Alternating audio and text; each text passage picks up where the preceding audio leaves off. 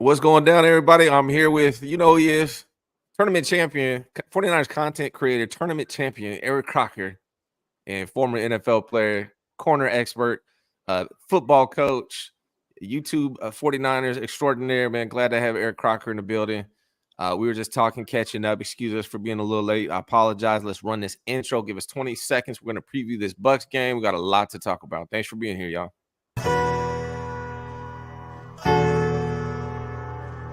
You're dialed into the right place. And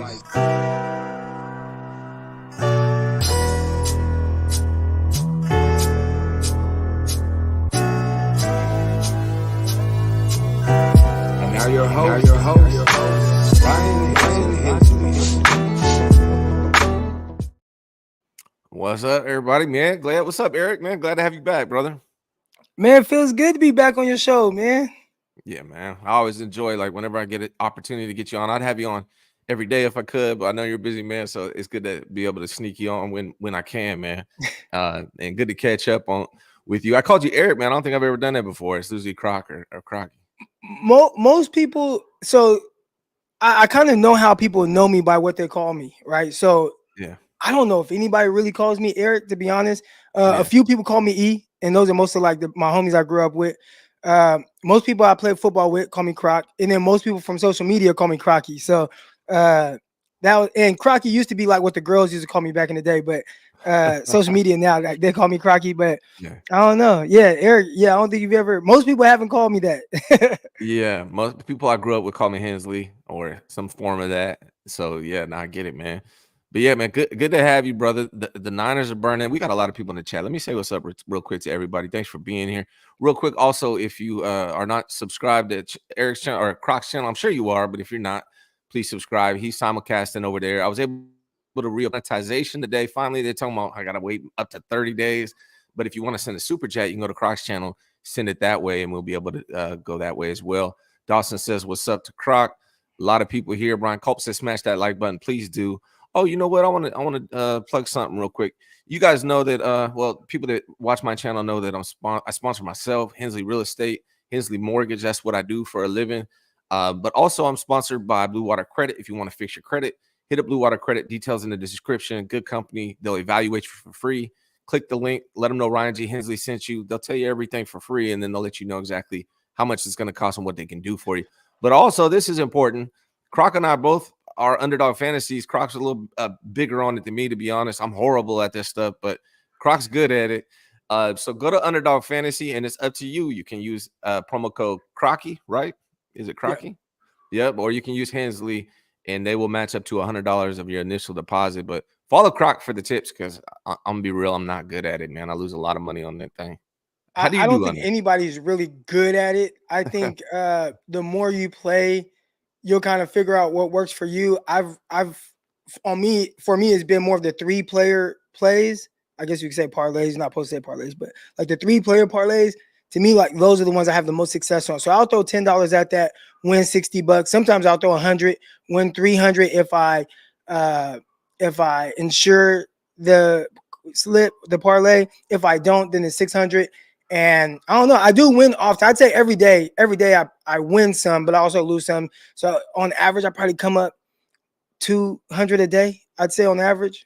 Damn, that's good. That's a job, bro. Like you working a job, right? That's basically a whole job right there for a lot of people, man. It actually just makes all sports way more interesting. I was watching the Raiders and whoever they were playing on like Sunday night. And my wife was like, why are you watching this game? I'm like, Underdog Fantasy, baby. Yeah, man, because it gives you initiative to watch it. Did you watch that game last night, by the way? Yeah. It kind of got a little boring after, like, once Burrow was hurt, it was just like, yeah, kind of whack. Yeah, I'm curious, man. I was watching. The one question I have about that game, man, I think they were up 21 points or something like that in the fourth quarter, and they're still running Lamar Jackson. Like, do you have a problem with that? I mean, I know you're a football coach. You played in the NFL, so I mean, I just want to get your opinion on that. They're up by like, I don't know what it was, 14 points or something in the fourth quarter. They're on like the 20-yard line. They're about to go up by 21, and they're still running Lamar Jackson, who's already on a bad ankle, who hurt his ankle in that game. You got a problem with that? I did not, because I had his rushing total on Underdog Fantasy, and that allowed me to hit the over. But I do, if it's my player, like, one, we do want to protect our quarterback. Quarterback is already, I mean, we saw him throughout the game kind of getting banged up a little bit, grabbing at his ankle, needed help up a few different times, saw him limping at different times. So you definitely want to protect the player. I try to figure out what's that balance between protecting the player and doing what that player does best. And I think with Lamar Jackson, there were some scrambles in there, but there's also a couple of design runs. And it's tough because he is most dynamic, threatening with the, while you utilize his legs. So maybe they could have just handed the ball off to Edwards, or was it Mitchell, number 34, and just kind of got out of that game. But it is tough to, at any point, like, I want the ball in my best player's hands, which it happens to be Lamar Jackson. Yeah, and like Melvin asked me in the chat, no, it wasn't a scramble. It was design run. So they called one design run. So he already hurt his ankle. They called a design run. He kind of got up limping, and then the next play, design run. It's like, I don't know, man. I guess I'm just like that's you just paid this guy a lot of money. That's your franchise right there. I don't know. I feel like hand the ball off. I don't know. It just bothers me. It's always bothered me with how they did it with Trey Lance. But this is even elevated, man. It's Lamar Jackson. I don't know. What if you're a coach? Are you calling it for Lamar Jackson at that point? Not at that point, especially once the game really started to get away from the squad. But then I think even then later on, there were some like times where he did drop back to pass and then picked up yards on the ground, rushing on more of a scramble. So again, it's tough trying to find that balance between what this guy does best, but then also saving him from himself. Tough balance that the Ravens offensive coordinator has to find. Yeah, and I know you're back coaching in Cali again. We didn't talk about this before the show, but I've been watching. I know you're coaching again. Is the season over for you guys? Are you guys still going, or how'd the season end up? Nah, man, we lost second round playoffs to Central Catholic. It was actually a really good game. Could not stop the run. Gosh, it felt like they were averaging 8 yards a pop and didn't have any like huge runs. But the running back ran, I don't know, he carried the ball like 40 times. They literally threw the ball 3 times because they're like, look, these dudes, they can't stop the run. Even then, it was still a good game because we have super athletes, ran back, kickoff return, had some explosive plays. My quarterback had a 30-yard touchdown run on 3rd and goal from the 30-yard line. They kept calling penalties on this. He still ran it in. So it was a really good game, but ultimately at the end of the game, could not stop the run. I do want to give a shout out to one person in the chat right now. Yeah. And I see Dawson. He says, Crock, we need you back in Monticello for a week to get some training in before basketball starts up. Shout out to my guy Dawson.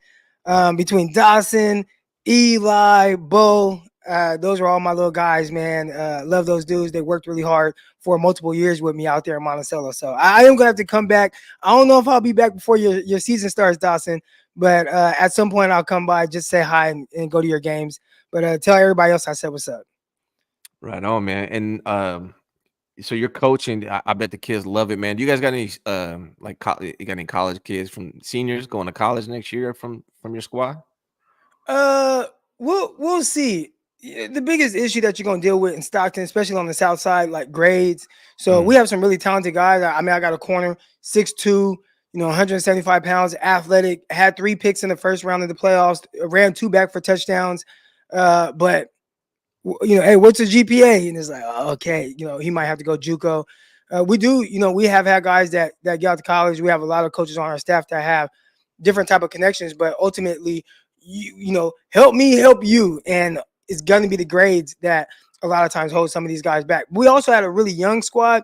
So I would say over the next 2 years, we should be pumping out a decent amount of guys. I won't say D1, but guys that would definitely get a scholarship at some level. Dope, man. Well, there's nothing wrong with JUCO. Work for you. Work for Brandon Ayuk, right? A lot of players can do that, so just keep grinding, man. Well, here's the thing with our staff. You have me. You have Lavelle Hawkins, who everybody knows him from Cal. He played 3 years, 3-year starter at Cal, receiver with like Deshaun Jackson, those guys. But he went to San Francisco City College. Now, he didn't have to. He went to LSU out of high school, left after the first game because he didn't play. And he said if he would have had guidance, he would have did it a different way. But he left, went straight to San Francisco City, played there, went to Cal for 3 years, balled out, went to the NFL, played 7 years. So he's on our staff. We also have Desmond Bishop. He played 2 years at San Francisco City College, and before going to Cal. He went to Cal as well. and he played 9 years in the NFL, won a Super Bowl with Green Bay Packers. We got my guy Tim Brown, not the Raiders Tim Brown, but my guy Tim Brown went to San Francisco City College. Yeah, Tim went to Frisco City and then went to Temple and played in the CFL for several years. So if you're looking for a staff that kind of shows you that you can have opportunities, even if you go to JUCO route, it's definitely Edison High School because all of our coaches played at high levels and came from the junior college ranks. Yeah, those kids are lucky to have you guys, man. Great role models, and you guys have a lot of experience to draw from that you can pass on to them. So, yeah, good for you guys, man. That's good that you're coaching, especially somebody like yourself who's been through it and all that coaching staff. So good on you, man. We are going to be previewing this 49ers Bucks game here in just a second because that's who the 49ers play this week. But I did want to get your opinion on this Jags game that just went by. Did the win over the Jags change your opinion about the 49ers or Brock Purdy at all? Or like, what did you think after coming into the game, right? 3 losses, some struggles from both the team and a couple struggles from Brock Purdy. Now they go into Jacksonville and just dominate. Brock Purdy plays well. The team plays well. Did that game change your opinion about this team in any way? No. Okay. Now for me, I never hit the panic button, and I could feel, I could feel the pulse of the 49ers fan base. They definitely were starting to hit that panic button. I told everybody, just relax a little bit, all right? Like, you have a 3-game skid. One game was a little weird. You had some injuries mid-game that kind of derailed things a little bit, made it tougher. Brock Purdy definitely didn't play a great game. Maybe you could blame it on the elements. But the Vikings game and the Bengals game, 2 games, especially defensively, that I thought were outliers just in the sense of how poor the defense played. And I felt the panic then. And I'm like, man, we've seen that from this squad before, where they maybe go through a stretch of games not playing their best football. I remember a few years ago watching D'Amico Ryans against the Arizona Cardinals. And that was at a time where the 49ers weren't playing great football. And they just got destroyed by Arizona, like with Colt McCoy at quarterback. Yeah. Couldn't figure out how to get any stops. Like, James Conner was going crazy. I'm like, golly. And I saw how the 49ers rebounded from that and ultimately went to a conference championship game. We've seen them start 3-5, go to a conference championship game. Last year, didn't start off great, ended up winning 12 straight or whatever it was, or 8 straight heading into the playoffs, or 9, whatever it was, right? Like, just getting a hot streak. So a 3-game skid, I didn't worry about it. I would say that if they would have lost the Jags, then maybe I would have started to hit the panic button a little bit. Like, okay, now you can start to worry. But I will say I was kind of disappointed with one thing. Okay. And we've watched several really good 49ers teams. If I were to ask you, man, like, who are the best 49ers defenses over the years, you'd probably say, like, man, that Willis and Bowman, like, kind of that stretch of guys, 2019, 21, like, they were great. You might even go back to the mid 90s, 94. And no matter how great the defense was since 94, like, you didn't win no Super Bowl, right? So for me, what does it take to win a Super Bowl? I think the offense has to figure out how to go above and beyond. And if the defense isn't playing well, can the offense be the difference in that game, right? If your defense isn't getting the stops, if your defense isn't getting the turnovers, can you still come out with a victory? And the most disappointing thing during that stretch, especially with the Vikings and Bengals games, you were set up with opportunities. No matter how bad the defense was playing, you had opportunities to still win the game, and you didn't do it. So if there's any button I'm hitting the panic on as it pertains to that stretch, it was them not figuring out a way to fight through adversity and still come away with a W. That's what I was looking for, because you're going to play some teams and it ain't going to be great. It's not always you're not going to have everybody healthy. You're not going to get all the stops or force interceptions, like, and sack the quarterback 5 times like they did last week. And if that's not the case, how do you still win? Well, if we get some opportunities, we got to be able to rise to the occasion and still pull out a W, even if the offense has to carry you. And they didn't do that. So I'm not hitting the panic button on the team on this season, but if there was one thing that I didn't get the answer to, it would be that, like, can the offense carry this team if the defense plays poorly, which definitely can happen when you got to play Philly, you got to play some of these other teams, or you go to the Super Bowl and you got to play the Kansas City Chiefs and your defense holds them to 10 points for most of a game, and then they go on a run, can your offense combat that and come away with points? And right now, the answer to that question is no. Like, at least what they've kind of shown us. So we'll see if they get put in that position again throughout this year. You got some tough teams, Philadelphia, Baltimore. Heck, you don't even want to overlook Tampa. But that's the one thing I'll be looking for. If the defense isn't playing well, is it just fire Wilkes, or is it, hey, offense, let's figure out how to help this team, because that's really what it's going to take for them to win the Super Bowl. Yeah, well, maybe we can dive into Wilson a little bit too. I feel like that was a little bit overhyped. But while we're on the subject, I mean, you said the answer was no. I mean, like the 49ers either whooped teams' asses or lost some games, right? And most of them were close games. So you're right. We still don't know if they're able to do that. Part of that, though, is because of the Brock Purdy. Like, he struggled against the Browns like throughout the whole game, but he played good against the Bengals and the Vikings. It's just at the end he wasn't able to come through. How do you feel about Brock Purdy in those situations? Is the answer no for him right now still too?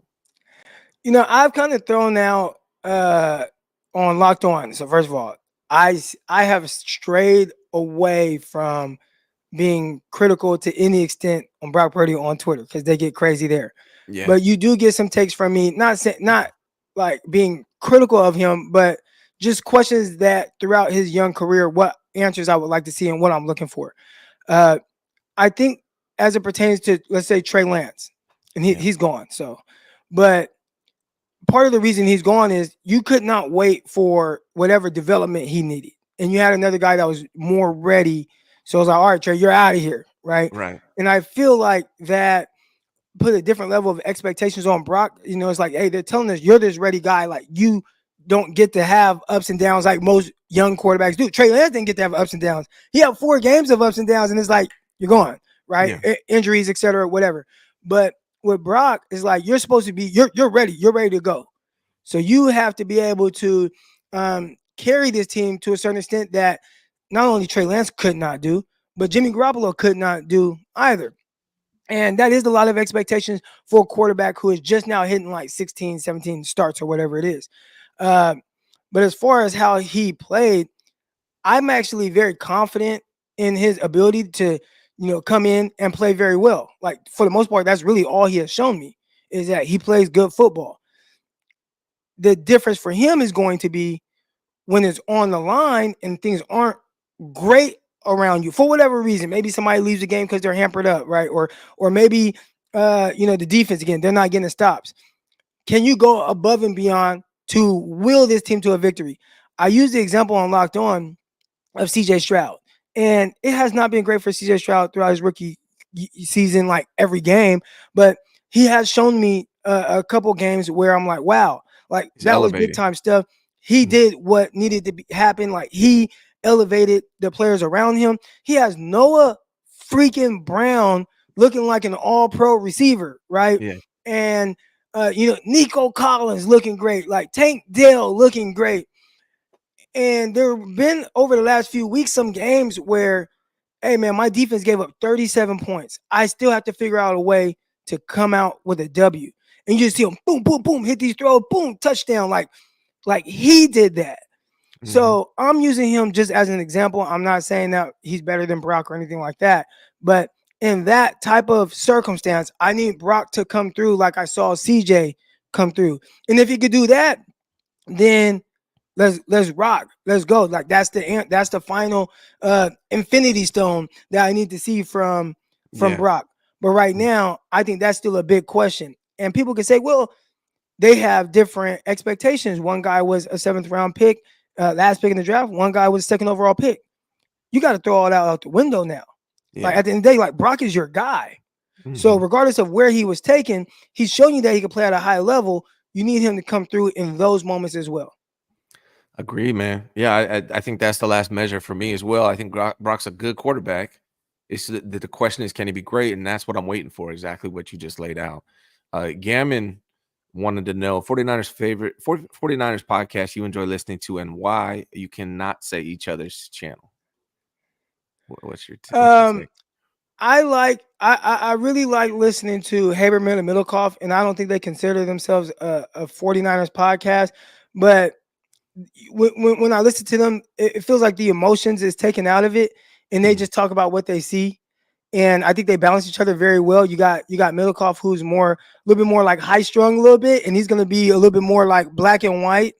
And then you have Guy, who is going to maybe explain things a little bit more and be a little bit more in depth with his analysis. But I think it's a great balance between the two guys. So I don't listen to a lot of 49er podcasts just because I talk about them so much, but I do listen to those guys talk sports. Yeah, honestly, Gammon, I don't get a lot of time anymore to listen to 49ers podcast, but I gotta be real. Like if it's not E or Jesse, really the most I find Grant hilarious and entertaining as hell, man. So I watch Grant, man. I do that. Grant's my guy. I've been watching him for a long time. I find him, whether you agree or disagree with his opinions, he's super entertaining, man. And I think that's why he's ultimately so successful. So I've got to go with Grant. Yeah. That's why they have the debate shows, right? Like you need that villain. I don't even want to call him a villain, but the guy that is going to toe the line and not be like, because me, I'm very like right here.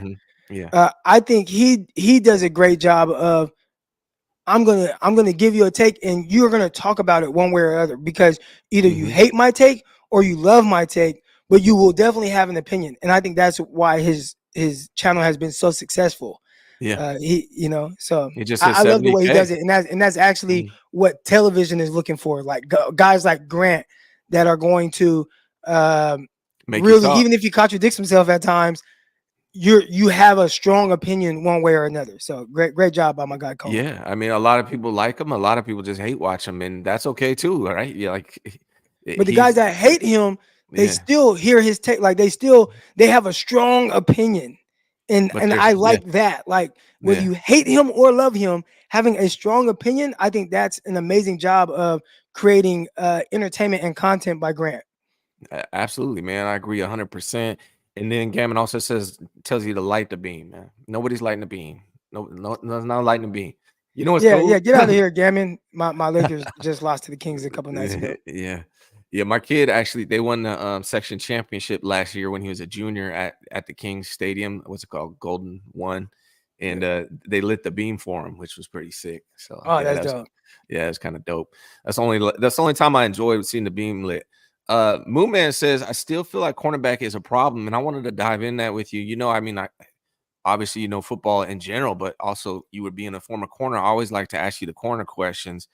So they made some moves. 49ers made some moves in the last game, popping the Ambry in on the outside, sliding Diamador into the nickel spot, taking Isaiah Oliver out of the equation.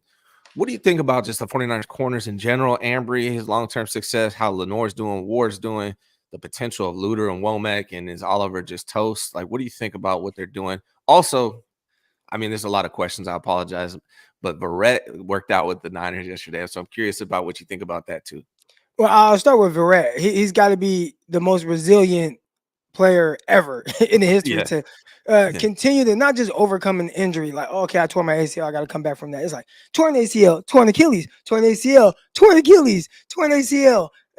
Cut, come back, practice squad, come back, fight back. Have a great year. Like, it's just the extent of adversity that he's had to fight through, I think has been amazing, just for him to put himself in a position to where he gets even an NFL workout. So like that alone, being on the practice squad with Texans, getting to work out with the 49ers, amazing job, and must be an amazing person too, for guys like D'Amico to bring him in and give him that opportunity, or guys like Kyle Shanahan and them to bring him in for workouts. So kudos to Verrett on that. I don't have high expectations for him actually hitting the field anytime soon or in the near future, but just seeing his story and how he's going about it, and hopefully, to prove me wrong on this, I think that would be amazing. As far as 49ers cornerback position, I don't have the highest expectations for them or the secondary in general. I've talked a lot about this on Locked On 49ers, but they haven't poured in the necessary resources, in my opinion. That tells you that they are very serious about trying to get the cornerback position right, to the extent in which it takes for me to have like, oh man, like they should have this, great corner, or man, his expectations should be really high. Maybe Travarius Ward because they gave him solid money, and I think he's been fine outside of a few penalties.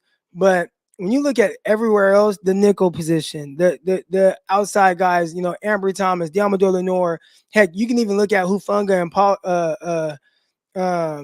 Tyshawn Gibson, and not saying that they're not playing well, but or that Hufanga hasn't been the first team All Pro, but just in the sense of like what you're asking of them and what I expect the return to be. Cornerbacks typically are drafted really high because, like, if you look around the league at just the really good ones, they have a different level of athleticism and ability. And then when you put the mind with that, that's when you see like a special player. Well, if you're not going above and beyond to find that guy, which I think they made calls to like Surtain and stuff like that, but if there ain't no Surtain on this team, I don't have the highest expectations. I have higher expectations on the D line, where you've poured a majority of your resources, where you gave Hargraves a big contract this offseason. You've given Armstead a big contract. You made Nick Bosa the highest paid defensive player ever. You went and got a Chase Young, right? You paid Fred Warner. You made him the highest paid. You paid Dre Greenlaw, right? So, like, to me, it starts with, and where my expectations are, that front 6 and 7 guys. Like, y'all got to make it happen. Like, y'all got to come through, because the guys on the back end, these mid-round draft picks, and they haven't had high draft picks, so I get it. But they're just like, okay, we'll just see if these guys can patch things up a little bit and just don't lose us the game. Like, just don't lose us the game. And front, can you win us the game? That's how they've constructed this defense. So a lot of people want to talk about the secondary. I don't really care. For me, it's let's talk about that D line and doing what they did last game, which is get to the quarterback and make game-changing plays. Not just pressure him, not just hit the quarterback after he throws it. Like, make the plays that are truly going to change the game. Sack the quarterback, put them behind the sticks. Force him off his spot. Make him start to get gun shy. Strip the quarterback. Set your offense up in scoring position. Like, do those things, because that's what's going to be needed. So, yeah, I put all the pressure on that defensive line. Yeah, when I look at the 49ers and just the NFL in general, it seems like it's kind of the direction everyone's going with. It's the pass rushers. Seems like it's a lot easier to find a good pass rusher than a good corner. And that's definitely the 49ers philosophy, is how they approach it. But what I thought, like when I saw some of the struggles from the 49ers, it seems like offenses are attacking them. They're just dinking and dunking on them, right? And it seems like Wilkes was having them play off a little bit. And that was basically creating openings for the quarterbacks to just get the ball out quick. And there the defense line wasn't able to get the ball off. And in this last game, it felt like he was up playing a little bit more man pressure. Are these corners that we have right now able to do that on a consistent basis? I'm worried about when they play the Eagles and they have a really good O-line and they're slowing down that pass rush.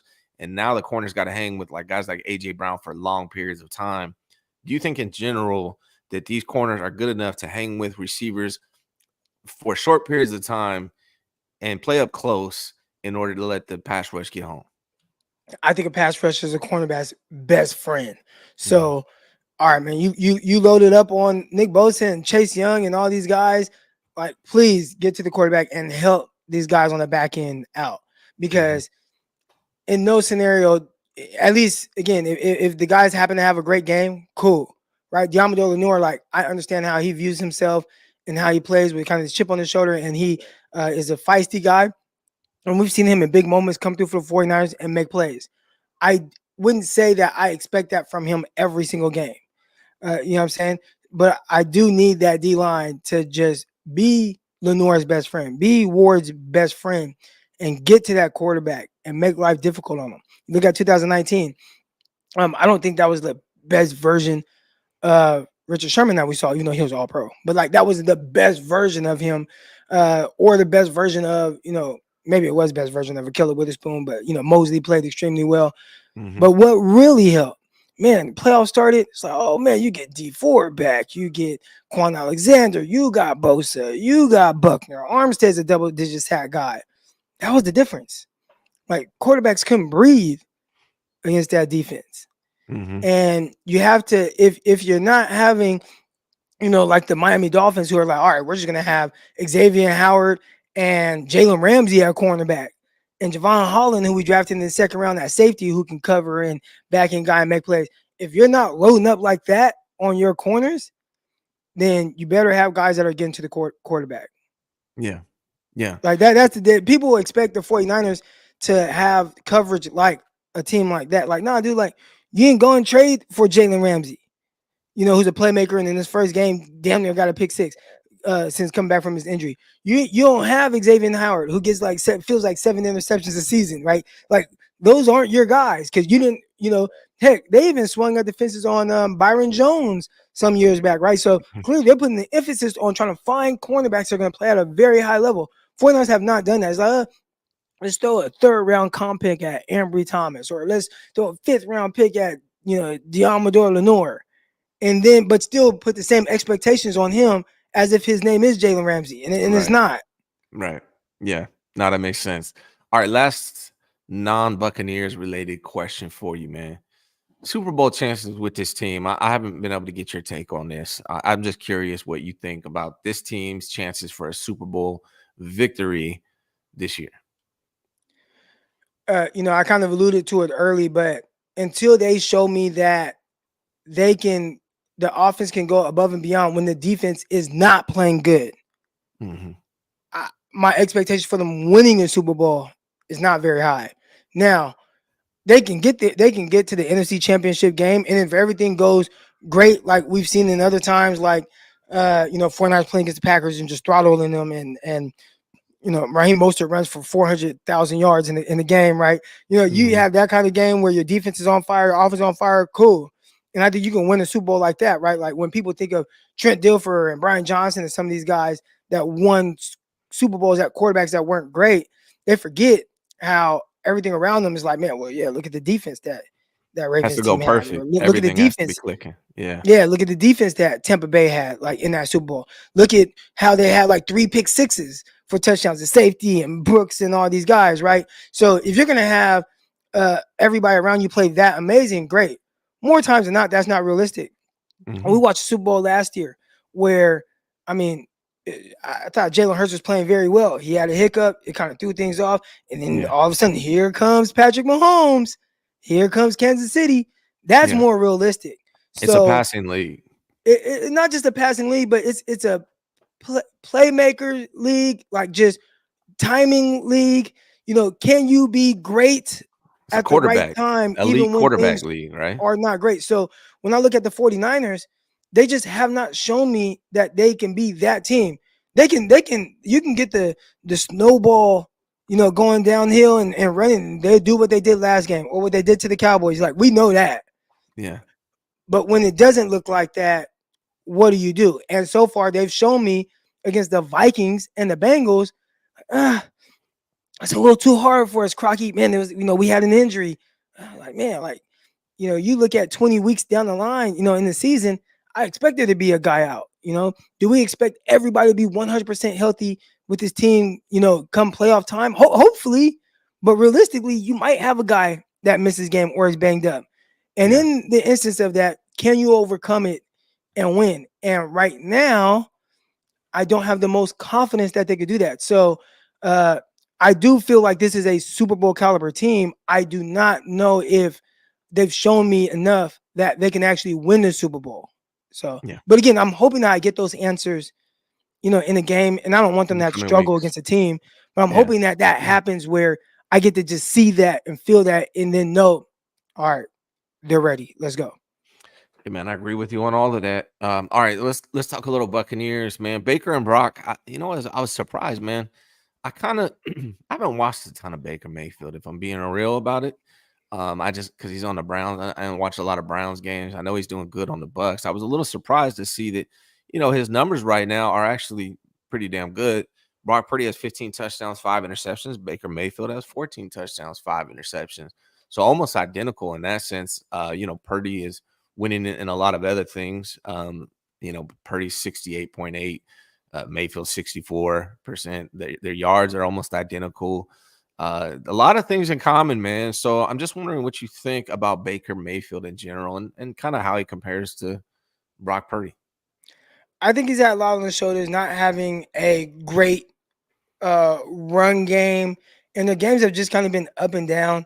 I've watched him several times, and there's a lot riding on Evans and how well he plays, which he can.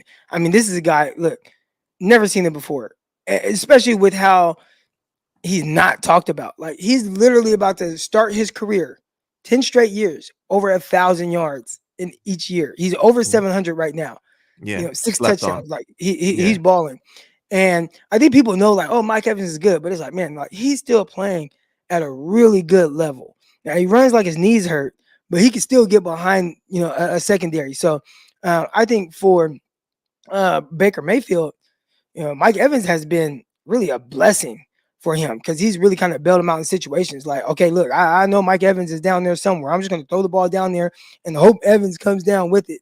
And more times than not, he is right now. So when you look at kind of this matchup and you look at Baker Mayfield against 49ers defense, you definitely want to harass him, but you also just can't let him get going and get that confidence going and that fire going because he is a fiery guy. And I like the intensity that he plays with.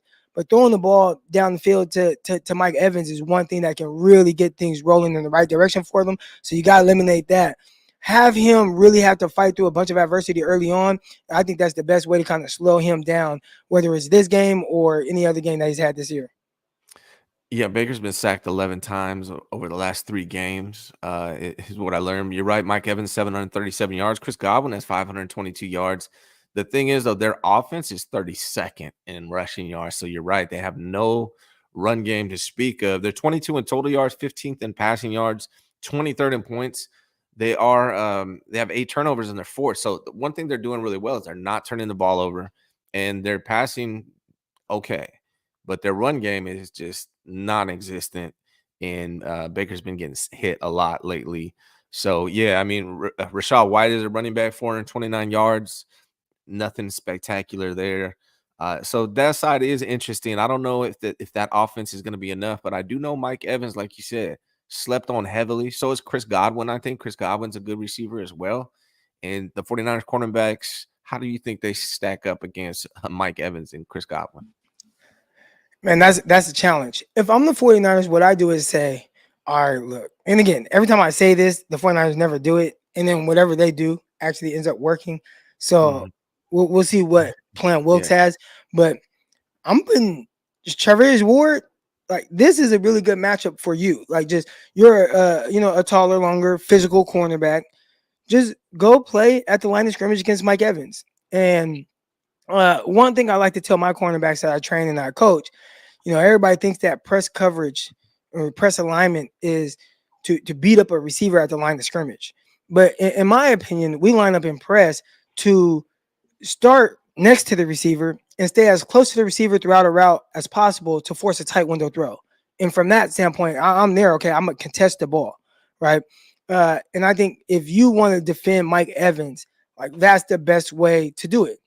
I'm just going to play with you at the line of scrimmage and all right, let's rock and roll. And at the catch point, may the best man win. And Charvarius Ward is our highest paid secondary player. I'd put that pressure on him to go and get Mike Evans wherever he's at. Now in the slot with Godwin, that could be a little bit more challenging. He's not like a super fluid, dynamic guy, but he is really precise with the way that he's able to run routes in good hands. And even kind of win a little bit more downfield for a bigger slot receiver. So is that Diamador Lenore that's going to play on him? I actually think this would be a good matchup for Isaiah Oliver. Oliver, he's had some tough matchups. He's got beat in the slot a lot, which ultimately led to him kind of being benched. But I think in this game, if you were to just say, all right, we're going to put Oliver on Godwin and man up, I think that would probably be one of the more favorable, and not saying it's favorable in the sense of this favors him specifically, but just in the sense of giving him the best opportunity to actually win reps, this would be the game. I think that's a good matchup. Yeah, I agree. I actually think, and I think they talked about it. Actually, I think maybe Kyle talked about it or Will somebody, but it's been my opinion as well. I think it's going to be week to week, game to game, matchup to matchup for that nickel spot, right? They might pop Oliver back in certain situations. They might continue to roll with Lenore there and pop Ambry out, or maybe they'll give a guy like Womack a chance in the future for a smaller, quicker guy. I think it really depends on who they're going to. I think that's the best, since you don't have an ultimate solution at that nickel corner. That's probably the best solution is just matchup per matchup, right? They're trying to figure it out, man, and I will commend them on that. We've seen really just this regime with how they've handled situations. Uh, they don't they don't stay married to a guy, Yeah. just to stay married to him. It's like, now we're gonna figure out what's gonna be best for this squad. So Hmm. even at that nickel position, they're gonna continue to kind of see what work. Is it gonna be Lenore? Is it gonna be Oliver? Could it be someone else? Can we call and try to trade for somebody? We've seen them try to do that. They will go above and beyond and try to figure out what the best way is going to be. So it might be a week to week thing or a month to month thing, but ultimately, I feel confident that this team at some point will figure out just what gives them the best chance, even if it still doesn't work out their way. But it's like, all right, look, this gave us the best opportunity, and it didn't work out. We'll try to address it this offseason.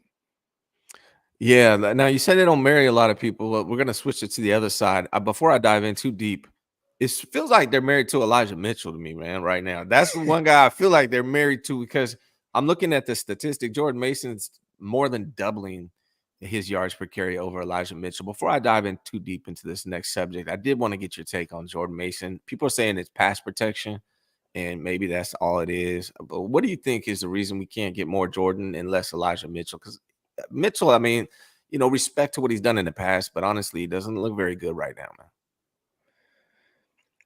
I've I watch those guys run the ball, and I think they both run the ball very well. I think there's a little bit more of fluidity to the way that Elijah Mitchell runs, but definitely like just hard nose running, get downhill.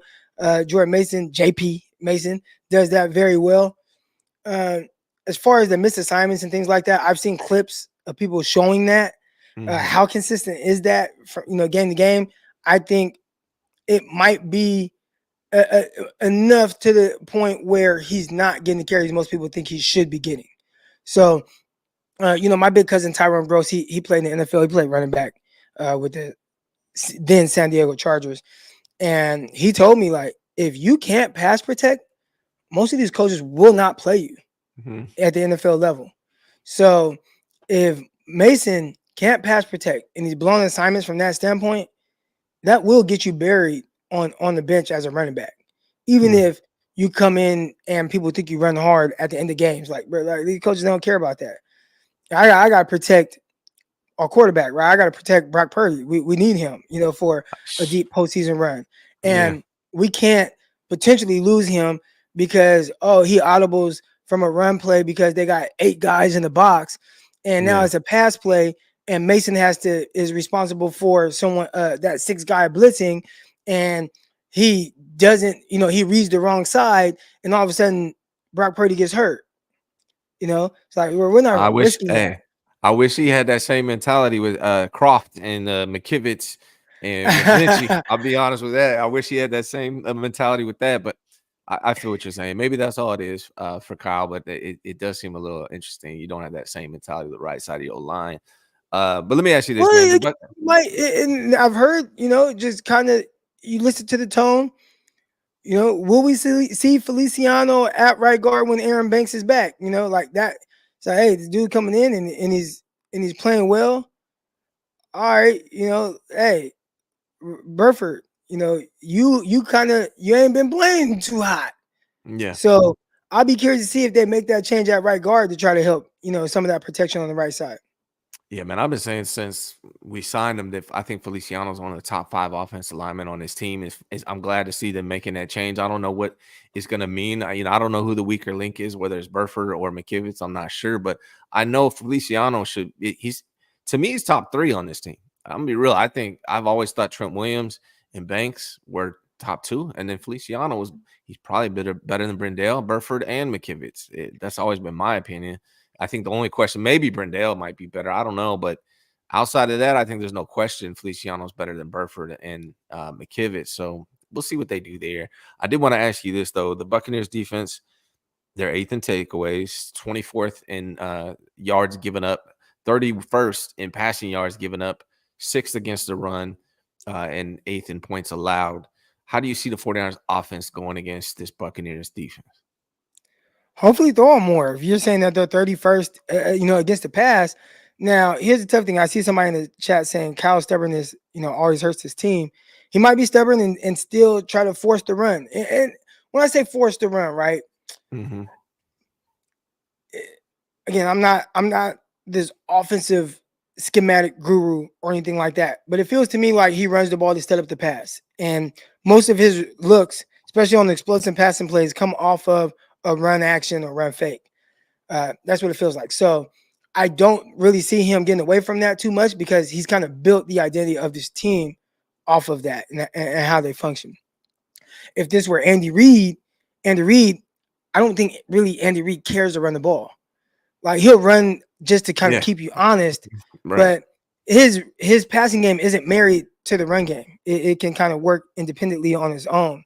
Mm-hmm. So with Kyle, you see a team that is struggling as much defensively, I would see, does he look to kind of maybe come out and throw the ball a little bit more and attack what seems to be a big time weakness, one of the weakest pass coverage teams in the NFL? Can he just come out and take advantage of it like some of the good quarterbacks have done against the Niners, right? Like Joe Burrow and Kirk Cousins. Like they just came out and like, all right, we're going to be super efficient. We're throwing the ball. We're forget the run. It's not going to work that well. We don't even got to run the ball that much, even though Bengals did run the ball well. But even with them running the ball well, even with them going ahead, it's like we're still going to throw the ball because we feel like that we're going to target a weakness of them. And I'd be interested to see if Kyle does something similar. I don't foresee that happening. I think he's going to ride with Christian McCaffrey, going to do a lot of things through him. And then you'll get some play action and some deep shots and some deep over routes because that's just what Kyle does. And it works a lot of times, but, can't work against a team that's 6th against the run in the NFL, where it might be tough. And now you're only averaging 2-3 yards a carry. And then now you're going to put a lot more pressure on your quarterback as opposed to just being more fluid with the offensive play calling early on. Yeah, man, I've been saying this, but I know a lot of people might disagree. But Brock Purdy's numbers look good, right? And ultimately, the quarterbacks that win championships have been passing a lot, right? The last 9 winning Super Bowl quarterbacks have passed for over 35 times a game. Brock's at about like 27 or 28. If Brock Purdy's numbers look good, and you think he's a real deal, and Super Bowls are won by quarterbacks that have a heavy pass game, don't wait till the Super Bowl when you need it. Use it right now. Like, let's turn it up a little bit. And in the last game against Tampa Bay, he had 26 pass attempts in only 3 quarters. So they kind of were trending that way. I really liked the offense last week against the Jaguars because it seemed more diverse. Everybody was involved. Kittle, Debo, IU, like every CMC, Juice Check got a touchdown. I think I want to see more of that from this 49ers offense. And I think this is a good week to do it. They're 31st against the pass and passing yards. Now they do got to watch out for Vita Vea has 4.5 sacks. I like Vita Vea, man. He has 4.5 sacks, same as Buster, same as Hargrave. That's one guy they need to look out for. But outside of that, man, I think they need to open it up a little this week. I think that they can still kind of open it up a little bit more. I'm pulling up the box scores against the Jacksonville Jaguars, and again, this is a game you dominated really kind of from start to finish. So maybe that's part of it. And even then, Brock Purdy still threw for nearly 300 yards.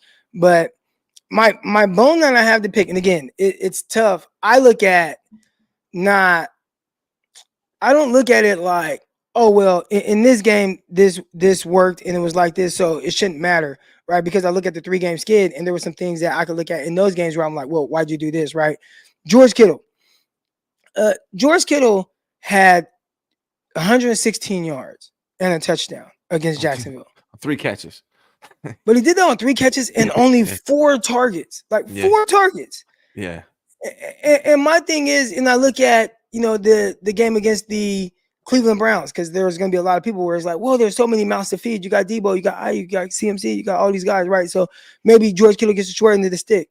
But I look at that Browns game, and in the Browns game, George Kittle had 2 targets in the entire game. That's a game where you lost Christian McCaffrey, you lost Debo Samuel, and he still only got 2 targets in that game. Where's the consistency with utilizing guys like him? Because when you get the ball in his hands, that's when special things happen. Things happen. The more opportunities you give George Kittle, the more special things happen because he's a matchup nightmare for linebackers. He's extremely difficult to cover. He runs terrific routes. I understand people are going to say, well, you need him in the run game, and you have to fuck that. Use this guy in the passing game. He's dynamic. He's explosive. and big things happen when you put the ball in his hands. So I would like to see even more of that than just him getting 4 targets in the game. Brandon Ayuk last game, 3 catches, 55 yards. He only had 3 targets. You know, Deebo Samuel, 4 catches, 30 yards. He only had 4 targets. Christian McCaffrey, 10 targets. Oh, you know what I'm saying? And I'm not saying that like, don't give the ball to Christian McCaffrey or anything like that, but it is just when I look at this team, and I'm not frustrated with their usage in the last game. I focus on the best team that you're going to play that's going to defend you great, and being able to like just say, you know what, we're going to utilize all these guys, because I've watched a lot of games so far where it's so weird that these guys that are just so dynamic, you just go away from them, whether it's for a half or for a game. And it almost feels like when you look at like the top guys in the league, like the 49ers are one of the few teams that do that, where it's just like, yeah, we know George Kittle is really special, but yeah, we'll throw him the ball 2 times this game. It's like, what? That's crazy. So I don't quite understand that, but you know, when they're winning, it's hard that you can't really complain about something like that, you know? Yeah, I actually tweeted it out the other day, a picture of George Kittle and Brandon Ayuk, and said, man, these guys would be nuts, bonkers in a passing offense. Can you imagine George Kittle on the Chiefs? Like, he would be just as good as Kelsey, if not better, honestly, I think. Like, he's that good, man. Because of the 49ers usage of him, people assume that he can't do those things. And the gap between those two have, you know, become wider and wider, where it's just like, oh, Kelsey just clear cut, like tight end one. There's nobody close, best tight end ever. And it's because I watched Kittle throughout his career. I see how hard he works. I see how dynamic he is, and he's just not utilized that way. And because of that, and again, I know people gonna be like, man, this guy Crock is complaining. I'm not. Like, I'm focused on winning the Super Bowl. Like, that's what I want from this team. So, like, whatever it takes for them to be like that team, I would like to see them do that. And if you're not frustrated, then I don't know, because we ain't seen the 49ers win one since 1994, and I better remember that game. So, whatever it takes, man, like, George Kittle would be, you know, give him 8, 9 targets, because if you give him 8, 9 targets a game, I guarantee you 1 or 2 of those he's going to spring for big, big, big plays, as opposed to having to like inch down the field all the time. You brought up exactly how I feel, and I get shit a lot because people are like, damn, why are you always being negative, complaining? I'm like, dude, I want them to win a Super Bowl. That's what you don't understand. I don't care about having a lot of wins during the regular season, going to the playoffs and falling out. That's not what I want. I want to win a Super Bowl. I don't want to go to a Super Bowl. I want to see them win. I want my kids to see it. All my kids have seen is 2 losses from the 49ers in the Super Bowl. Yeah. That's a lot different than my experience.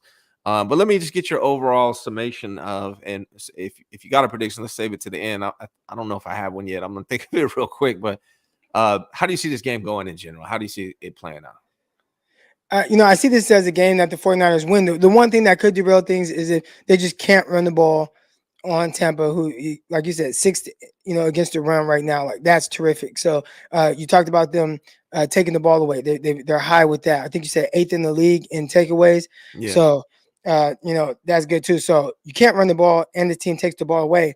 If there's anything that could derail the game, it's that. But I don't foresee that being consistent throughout the game. I see the 49ers running away with this game. I see someone in the chat, I think it said 30-13. If that was the final score, I wouldn't at all be surprised. Yeah. I think for me, like, they're 8th in takeaways. They're only 4th in giveaway, or they're 4th best in giveaways. I mean, they don't give the ball away a lot, and they take it away a lot, which is similar to what the 49ers do.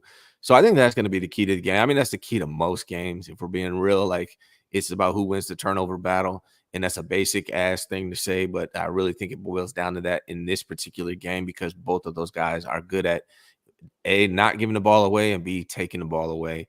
So I think that's what it's going to come down to. It's really hard for me to predict the score with the 49ers, because they just beat the shit out of teams for 5 weeks, and then they lost 3 weeks in a row, and now they're back to, it's like, what are you guys going to do? I expect them to win. I'll probably say my score prediction for Twitter later on, but you said a score prediction you think John Cesar here might be accurate, 30-13? I'd say he's closer to being right than being wrong.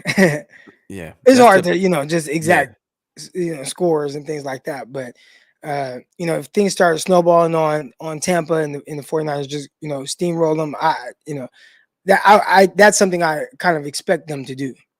Yeah. Real quick, GTC says, "What up, Ryan? Your algorithm with notifications all bad. I didn't get a notification this live. I think YouTube be tripping sometimes. I think you have to turn off notifications and turn it back on. That's my understanding. Somebody told me that before. Hopefully that'll fix it for you. But I appreciate you tuning in. Phone's ringing as always. I got to get to work, man. I got a lot to do today. But Crock, man, I really appreciate you taking the time to come on the channel, man. It's always good to catch up with you. You got anything else you want to plug? Oh man, y'all can find me on Twitter at Eric_Crocker. And of course, listen on Locked On 49ers, come at you 5 days a week. Myself and my co-host Brian Peacock. Yeah, man, great show. I love tuning in and watching that whenever I can. Hey, for all you guys watching the show, if you go on to go into the comments after this live stream is over and leave your score predictions. If you nail it, I got a 49ers beanie sitting right next to me. I've been trying to give away for 3 weeks. Nobody can nail a score prediction. But if you go to the comment section after the video ends, predict your score there. And if you nail it, you win this 49ers beanie. I'll send it out to you. Also, I'm almost at 6,000K. I've been doing this this is going on my 13th month. I'm almost at 6K in subscribers. If you're not subscribed to the channel, please do so. I'm live every morning at 9 a.m. PDT. Crock, man, thank you, brother. You're the best, dude. Thanks for having me on, bro. Yeah, man. All right, let's run this outro. All right, y'all. I'll talk to you guys. I'll be back Monday, 9 a.m. and then 11 a.m. on Grant Cohn Show. Thanks, guys.